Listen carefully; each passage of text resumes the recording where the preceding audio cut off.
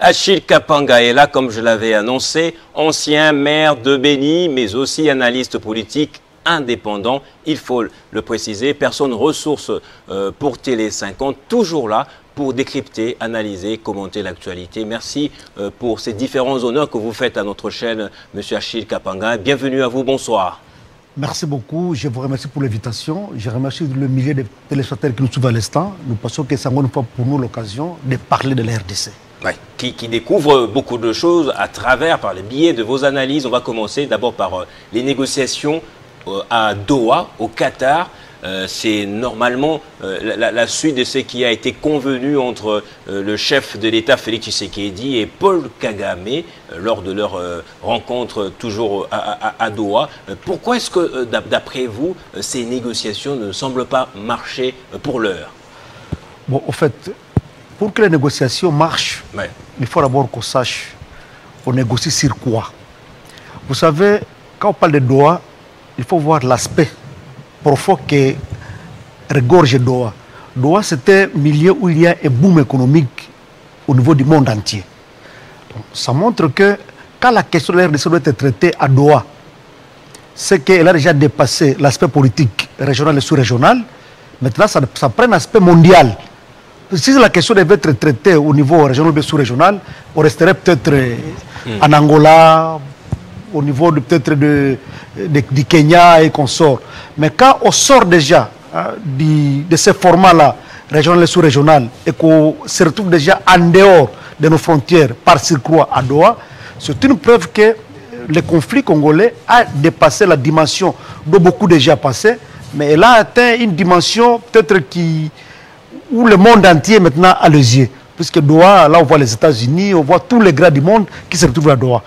Alors, voilà pourquoi je disais que les litiges qui est maintenant à traiter aujourd'hui, puisque quand on doit savoir que c'est peut-être la nature du litige qui doit définir la compétence du juge, on comprend que ce n'est plus peut-être les 4 anciens présidents dont on s'attendait, ce n'est plus peut-être l'ancien président, ce n'est plus le président togolais, l'Angolais, on voulait parler de Yadema. Oui.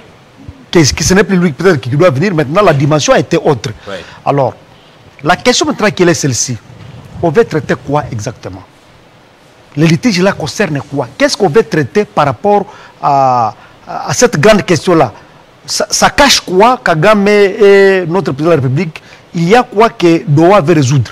Justement, officiellement, c'est principalement pour traiter du cessez-le-feu sur le terrain. Il y a un cessez-le-feu apparent, mais les Ouazalendo continuent de marquer par leur offensive contre le M23 en gagnant quelques territoires, tels que oui, à Calais particulièrement. Mais là, il y a un aspect très important. Oui. Nous devons éviter une paix fragile, parce qu'on peut penser qu'on a eu le cessez-le-feu. Est-ce que ce n'est pas éphémère? Après ça, il y aura quoi demain? Je pense que nous devons chercher une paix durable. Donc, ne cherchons pas à résoudre la question de manière superficielle ou non. On doit quand même approfondir la question pour comprendre que cette fois-ci, la question entre le Rwanda et la RDC est résolue. Parce que si on semble perdre la question de manière superficielle, on va amener une paix éphémère et on sera dans un cycle infernal, on ne trouvera pas de solution. Voilà pourquoi je suis en train d'encourager toutes ces bonnes initiatives-là. Oui. Pour dire quoi? On doit maintenant chercher à dire, on met sur la table les grandes questions qui divisent ces deux États. Les uns parlent des minéraux, les autres parlent peut-être du territoire, les uns parleraient aussi des postes, d'identité, de Tutsi et consorts. Toutes ces questions, on doit les mettre sur la table. Mais quand on doit résoudre ces problèmes-là, il ne faut pas qu'on mette les Congolais à côté. Puisqu'ils peuvent avoir la lecture qui n'est pas celle des citoyens congolais. Comment les citoyens congolais réagissent par rapport à l'attaque de Kagame? Parce que le Congo, c'est un pays souverain et on ne peut pas faire les histoires pour nous sans nous. Donc, il faut qu'on prenne toutes les dimensions en incluant les réactions des Congolais par rapport à cette situation-là. Parce que si on met les Congolais à côté et on veut venir imposer quelque chose que les Congolais ne vont pas consommer, c'est qu'on n'aura rien fait. Donc, on ne se retrouve pas dans la même situation que l'Ukraine actuellement, dont la crise est discutée juste entre les Américains et les Russes directement. Alors, Le point d'achoppement, Achille Kapanga, c'est principalement l'incompatibilité des préalables. Le M23 a ses exigences, les exigences qui paraissent un peu excessives pour le gouvernement congolais. Le gouvernement congolais a aussi des exigences que le M23 ne parvient pas à digérer. On va essayer de les analyser les unes après les autres, ces exigences. Commençons d'abord par la première exigence du M23 qui demande notamment l'amnistie et la fin des poursuites. C'est une exigence quand même concevable, ou non? Bon, vous savez, des fois, j'ai toujours pitié de notre pays et de mon peuple. Quelqu'un se lève le matin, il prend les armes, il le tue. Oui. Il occupe, il pille, il fait tout ce qu'il veut faire. Demain après-demain, il faut qu'il vienne, on doit l'amnistier, on doit peut-être faire tout ce qu'on veut faire pour lui. Donc pour nous, c'est comme si, pour se faire un peu d'argent, pour se faire un peu de santé politique, il faut tuer les Congolais innocents. Et demain, on revient sur une table de négociation, on devient général, on devient ministre, on devient ceci. Et ça, ce sont les faiblesses que nous affichons. Mais le M23 a quand même un avantage militaire sur le terrain, en contrôlant plusieurs zones stratégiques. Oui, contrôler les zones stratégiques, c'est aussi un aspect, mais on les contrôle comment? Quand les gens meurent matin, midi et soir, quand il n'y a pas de banque, quand il n'y a aucune activité, ça c'est asphyxier le peuple congolais. Donc vous ne pouvez pas quand même faire de la population un appât. Hein, vous avez fait la population un appât, donc on sait que les poissons viendront mordre et vous allez récupérer les poissons. Et c'est ce que vit le peuple congolais aujourd'hui. Le peuple congolais est utilisé comme un appât. Donc on l'utilise, on vient, on occupe les terres, on dit on est avec le peuple, on fait pour le peuple, mais le peuple est victime. Donc si l'M23 exige ça déjà, ça montre qu'ils savent qu'ils ont commis des crimes. Tu n'as pas demandé l'amnistie quand tu n'as pas commis des crimes. Donc c'est déjà un aveu de ce qu'ils ont commis comme crime au Congo. Bon, comme on est en train de chercher la paix et qu'on dit que la paix n'a pas de prix, mais il faut aussi maintenant qu'on sache les victimes après amnistie, les victimes là qu'on a enterrées matin, midi et soir, qui ont été victimes de pillages et consorts, quel sera leur sort? C'est ça la question. Amnistie, oui. Mais quand vous voulez qu'on vous donne l'amnistie, vous proposez quoi aux victimes des actes que vous avez commis? Voilà au moins la réponse. Alors, vous êtes contre l'impunité. On peut peut-être leur accorder une amnistie, mais en retour, il faut des réparations. Des réparations en faveur des personnes qui ont été des victimes sinistrées, etc. Nous disons nous cherchons la paix. Quand nous cherchons la paix, donc, ce sont les voies qui vont amener à avoir la paix. Mais je pense que, comme je l'ai dit, donc, il ne faut pas que ça soit comme si ça devienne habitude chez nous au Congo. Ça devient un cycle infernal. Aujourd'hui, même dans l'armée, vous trouverez déjà, on l'appelle le général, on l'appelle le colonel. Mais quand vous voyez ce parcours, le premier grade qu'il a occupé dans l'armée, c'est colonel. Il n'a jamais été nulle part pour être formé. Et voilà de tels gens maintenant qui commandent notre armée, et l'armée devient fragile. Donc ce sont là les conséquences. Oui, la RDC a une réponse à ça. Elle est catégorique. Elle refuse une intégration des militaires du M23 au sein des FARDC. On va en parler aussi si la RDC devrait continuer sur cette lancée-là, où elle pourrait peut-être mettre de l'eau dans son vin. L'autre exigence du M23, qui apparemment ne passe pas chez le gouvernement congolais, les négociations doivent être directes avec Kinshasa, et le M23 demande au président de la République de se prononcer là-dessus ouvertement, sans ambiguïté. C'est pas de la provocation, peut-être? Bon, ça c'est l'expérience de tout ce que nous avons pu vivre. Ils ont été à Nairobi, ils ont été à Kampala, ils ont été peut-être en Angola. Bon. Et on compris peut-être que les engagements devaient être faits par notre chef de l'État. Vous voyez, des fois ça me fait un peu mal au cœur quand je vois un président élu, le peuple congolais a dit, il a élu son président de la République, et que quelques années après, c'est l'objet de chantage. C'est tout le monde qui commence à se permettre n'importe quoi. Ça fragilise. Vous savez, quand on veut attaquer directement votre chef de l'État, ça fragilise directement le peuple congolais. Parce qu'on nous lie à travers notre chef de l'État. Alors quand on attaque notre chef de l'État, c'est qu'on attaque la République, on attaque le peuple congolais. Alors dire qu'ils vont négocier directement avec le président Tshisekedi, ce n'est pas un problème individuel. C'est un problème de la RDC. La RDC peut être représentée par son gouvernement, par certains délégués qui seront désignés par le pouvoir à place. Donc dire qu'ils veulent exiger la présence physique du chef de l'État, moi je pense que c'est trop demandé, puisque nous avons quand même un chef de l'État à dépit de tout ce que nous pouvons avoir comme problème, on reconnaît quand même que celui qui est élu comme chef de l'État de la RDC, on lui doit certains égards, à dépit de tout ce qu'on peut mettre, on peut entourer de son pouvoir, faiblesse, consort, mais quand même, on lui doit certains égards. Le peuple là élu comme président, il est en train d'exercer son mandat. Donc ça, c'est un aspect très important. Justement. Alors, il y a une autre exigence que je trouve un peu fallacieuse, le 1.23, qui demande au gouvernement congolais d'arrêter de soutenir les présumés FDLR. C'est le narratif du Rwanda. La RDC n'a vraiment plus jamais soutenu le FDLR. Et on l'a démontré justement à l'envoyé spécial de Donald Trump, M. Mossad, qui est passé ici en RDC. Il a vu combien est-ce que la RDC est engagée à résoudre le problème de FDLR. Alors, je voudrais poser cette question en tant qu'ancien maire de Béni. Il y a une crise monétaire grave et énorme à Goma. D'après les informations qui nous parviennent, la population est vraiment asphyxiée, il n'y a pas d'argent. Vous, en tant que maire, la disposition prise par le M23 de réactiver la banque qu'on appelle Cadeco, qui va suppléer aussi, qui va prendre place ou qui va faire jouer le rôle que ne remplissent plus les différentes autres banques, est-ce que ça peut arriver à quelque chose? Et quelles sont les dernières informations qui vous sont rapportées par rapport à cette crise monétaire actuellement?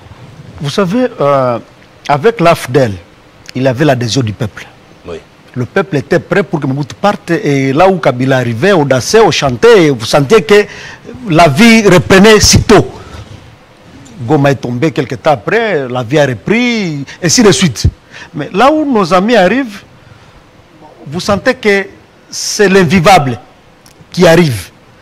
Ces contrastes-là interpellent. Et pensaient qu'ils vont arriver, ce sera comme le jeu de l'AFDEL, mais ils ont trouvé le contraire.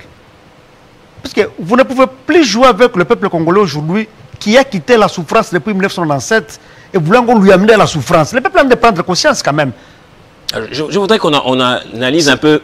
C'est là où je suis pour la question des cas d'école. Objectivement. Voilà. Le fait pour Kinshasa de bloquer les banques qui par conséquent, ou qui a des conséquences sur la vie des gens sur place là-bas, est-ce que c'est un acte que vous trouvez comment vous le jugez? Comment on peut donner peut-être un cadeau à un ennemi? Je pense que c'est pratiquement impossible. Et les banques là, la direction générale se trouve à Kinshasa. Quelle garantie ces banques auront quand on voit les pillages qui se font là-bas? C'est ça la peur. Vous avez vu comment ils voulaient aller dévaliser la banque centrale de Goma. Ils ont amené char et consorts, mais ils n'ont pas réussi à le faire. C'est l'intention là qui fait peur. Les gens qui pillent, les véhicules déjà à Goma, dans votre passage, on vient prendre votre véhicule, ça part. Tout. Donc, les gens ne sont pas outils. Alors, quel est ce banquier qui peut accepter de laisser son argent entre les mains d'une rébellion? C'était parmi les craintes que j'avais développées dernièrement quand je vis une organisation sous-régionale comme l'EAC SADC et consort laisser un aéroport international entre les mains de la rébellion. Donc, moi, je me suis dit que la trahison de nos pays voisins avait atteint un niveau qui n'était pas inexplicable, puisque ça partait de... Quand le chef de l'État avait dit que les militaires de la SADC vont entrer par... de l'EAC vont entrer par Bunagana, ça n'a pas été le cas. Ils ont été là, ils n'ont presque rien fait. Et aujourd'hui, maintenant, ils veulent signer un accord avec une rébellion pour remettre l'aéroport international à une rébellion. Bon, quand même, c'est un peu... Ça cloche un peu profondément. Ça cloche un peu profondément. Pour dire quoi? Si les banques ne veulent pas investir, puisque quelqu'un ne veut pas laisser son argent dans une rébellion, non. Vous avez même vu ici à Walikale, ils ont fermé. Ils ont fermé parce que non, on ne peut pas. Quand on voit l'intention que la rébellion a, n'est pas la paix. C'est au contraire peut-être tuer, piller et consort. Alors, qui peut accepter d'investir dans de telles conditions? Même s'ils veulent imposer la Cadeco, ils auront l'argent où? Ils vont faire la planche à billets. Et cet argent-là sera utilisé comment? Aura quelle valeur? Le gouvernement a pris certaines mesures quand même. C'était le gouvernement. Donc, les rebelles n'ont pas une marge des manœuvres. Mais ils auront l'argent où? Nous sommes au Congo. Ils ont déjà créé une nouvelle république reconnue par qui? C'est peut-être ce que la SADC voulait faire, ou bien l'EAC allait disant non, voilà l'aéroport, après l'aéroport souverain, ceci et cela. Non, comme le pays n'a pas encore de la partition de la RDC, Goma appartient encore à la RDC, le peuple qui est là, autour le passeport congolais, quand il voyage avec le passeport congolais, c'est pas dire que quelqu'un qui est à Bukavu, à Goma aujourd'hui, n'est plus congolais, non. Il doit suivre les lois de la RDC. Il n'y a pas une nouvelle constitution à Gomba ou bien à Bukavu, non. Même si on est en train d'imposer des lois qu'on ramasse par-ci, par-là, mais la constitution est toujours là. Rien n'a changé dans ce pays. On ne peut pas donner beaucoup de valeur à une rébellion, non. Moi, je dis à tous ces gens-là, tels que je l'ai toujours répété, ils se disent Congolais, c'est bon. Les personnes qui font les frais, qui payent le lourd tribut, c'est la population. Qu'est-ce qu'ils vous disent? Comment ils font pour survivre en ce moment? Vous savez, c'est ce que j'ai regretté quand j'ai vu nos frères congolais accepter que ce soit leurs propres frères congolais victimes ou bien appâts de leur pêche. Et ils savent ce qu'ils cherchent. Et ils savent les poissons qu'ils veulent les pêcher. Peut-être ils cherchent les minéraux, ils cherchent ceci, ils cherchent cela. Mais pour qu'ils atteignent leur objectif, il faut que ce soit le peuple congolais qui soit considéré comme un appât. C'est ce qui me touche. Il faut voir le nombre de morts. Toutes ces morts-là. Victimes innocentes, on fait quoi? Seulement parce que vous voulez avoir le pouvoir, vous voulez peut-être accéder à un carré minier, vous voulez peut-être accéder à quoi? Non. Non. Ce n'est pas à tuer le peuple que vous allez accéder à tout cela, non, non. Donc le peuple, maintenant, aujourd'hui, je lis sur certains réseaux comment le peuple manifeste aussi. On n'est pas d'accord avec ce qui se passe. Même si vous voulez imposer quelque chose qui n'a pas de goût, d'amer, comment le peuple va avaler ça? C'est ce que j'avais dit une fois sur vos chaînes ici, que la paix c'est bon, amener le peuple congolais la paix c'est bon, mais la paix qu'on amène, on amène ça sur quel plateau? Le plateau a du poison. Ça a du poison. Comment tu peux amener un plat, tu peux amener une nourriture si un plat qui a du poison? Il y a une chose que je n'arrive pas à comprendre, l'apparente adhésion de la communauté congolaise de la diaspora à la guerre supposée que mène Corneille Nangaa. Les images sur le réseau, on les montre tenir des réunions, des conférences avec des professeurs d'université, des Congolais de la diaspora. Est-ce que c'est juste pour de la figuration, pour la télévision, pour la consommation publique? Ou c'est peut-être Kinshasa aussi qui doit vite réagir pour montrer à la communauté qui est à la diaspora que Félix Tshisekedi est toujours président de la République, l'homme qu'il faut?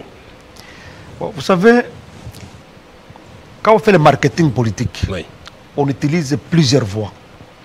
Le M23 en utilise aussi. J'ai même vu dernièrement, je suis de la communauté Nandé, j'ai vu sur les réseaux sociaux quelqu'un qui s'est permis de dire que non, la communauté Nandé a adhéré. Je me suis dit, mais finalement, ce monsieur s'est mal réveillé. Les communautés sont achetables, c'est vrai. Parce que, vous savez, la communauté a ses représentants, a ses leaders, qui sont bien connus. Ce n'est pas quelqu'un qui se réveille le matin à qui on a peut-être promis un poste, on a remis un petit $1000 pour passer sur les chaînes et commencer à dire n'importe quoi. Non, non. La communauté a ses représentants. Comment les Nandés, qui sont d'être tués, peuvent accepter d'aller vers les tueurs?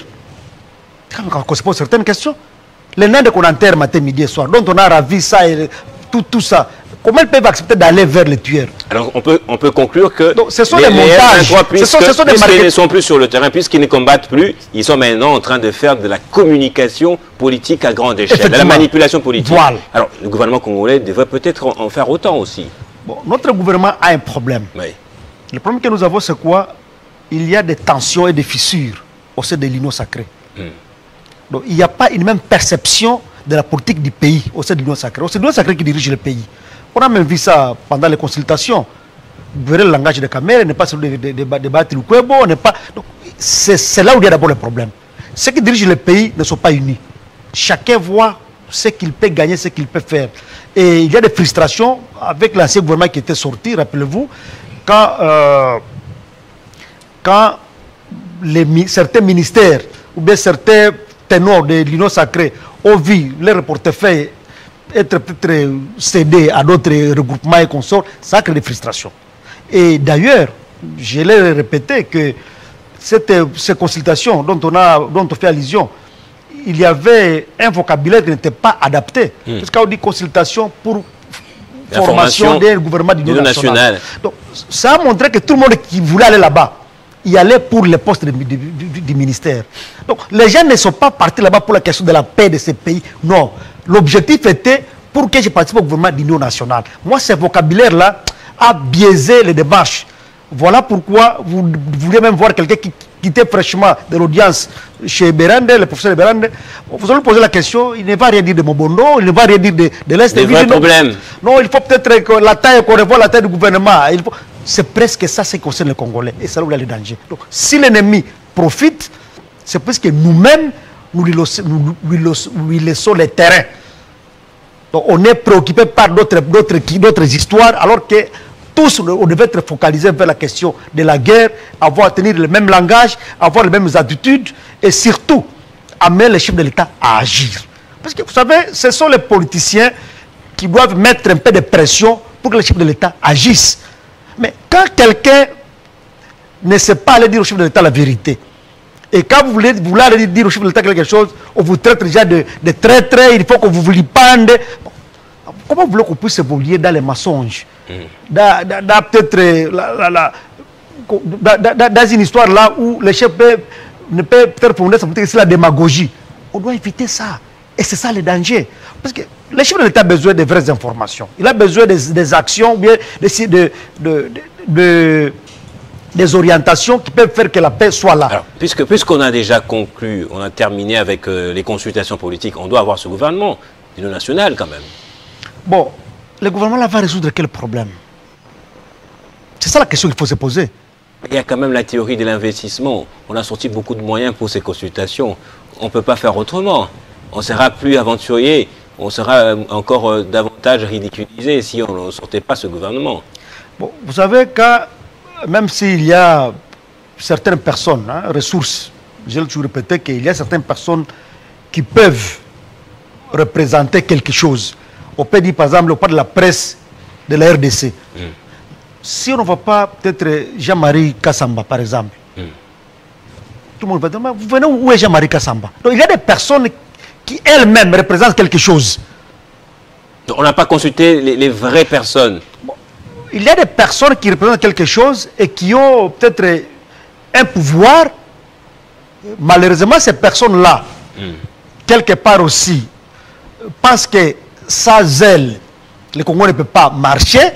Alors que quand tu as déjà atteint ce niveau de sommité-là, tu deviens maintenant un grand serviteur. Donc il manque un peu d'humilité dans ces hautes personnalités-là. Elles doivent comprendre que non, il ne va pas Tshisekedi peut-être, il ne va pas peut-être Berande, et voit les Congolais, et voit le Congo. Et dans ce cas-là, ils doivent avoir une attitude qui va au-delà de ces consultations, de tout ça. Et là maintenant, ils auront prouvé leur grandeur. Et c'est ce que j'ai toujours demandé à nos grands politiciens. Tu étais président, tu étais premier ministre, tu étais ceci, tu étais cela. Oui. Cette grandeur-là, tu la caches où? J'espère qu'on... Épuisons les quelques questions qui nous restent, dans les 2 minutes aussi qui nous restent. Les exigences de la RDC, c'est notamment les cessez-le-feu immédiat et sans condition. Ça, c'est louable, c'est normal. Le retrait des zones occupées, le refus d'intégration militaire des rebelles du M23 au sein de notre armée. On est en droit de les revendiquer quand même. C'est ce qui est à la base de la fragilisation des FARDC aujourd'hui. Bon, brièvement, les conditions là, les chefs de l'État les ont toujours répétées. Oui. Pour moi, ce n'est pas du nouveau. Oui. Les chefs de l'État l'ont déjà répété à maintes reprises. Sauf que nous devons retenir une chose. Apparemment, le chef de l'État connaît la profondeur de cette question. Parce que quand je l'entends parler, tantôt il va citer Kabila, tantôt il connaît de quoi il s'agit. Où sont les personnes qui peuvent l'aider à mieux faire ça? Parce qu'on peut parler de toutes ces conditions-là, mais quand l'ennemi peut-être arrive, les Congolais vont se comporter comment? Est-ce qu'on va nous amener dans l'histoire de 1997 où il y avait une sorte de carnage ici à Kinshasa? Je pense que même nos frères rwandais, qui sont nos voisins, doivent savoir qu'on n'est pas contre, on n'a jamais été contre son voisin, non. Mais on a peur des attitudes belliqueuses du voisin, des menaces du voisin. Quand le voisin devient menaçant, vous devez aussi avoir une attitude pour savoir comment vous comporter face à ces menaces-là. Donc que les Rwandais ne pensent pas que le Congolais est son ennemi, non. Ils sont nos voisins d'y créer les limites là pour que nous soyons voisins. Nous sommes obligés maintenant d'exploiter le beau voisinage. C'est important. Alors, dernière question. On doit quitter Doha, mais pour faire quoi à la place? Bon, je vous ai dit que ceux qui dirigent ce monde ont les derniers mots surtout. Peut-être, j'ai dit que les intérêts du monde sont à Doha. Et Doha a des yeux sur la RDC. Voilà pourquoi nous, peuple congolais, nous devons prendre conscience. Nous devons savoir que quelque part, notre pays semble nous avoir déjà échappé. Parce que quand les décisions qui concernent notre pays doivent être prises ailleurs, à l'extérieur, ça montre qu'à notre niveau, nous ne sommes plus capables de nous gérer en interne. On l'a même vu avec les évêques qui ont fait le tour du monde. Ça montre que la question de la RDC ne sera jamais traitée au Congo. Et c'est ça le danger. Wow.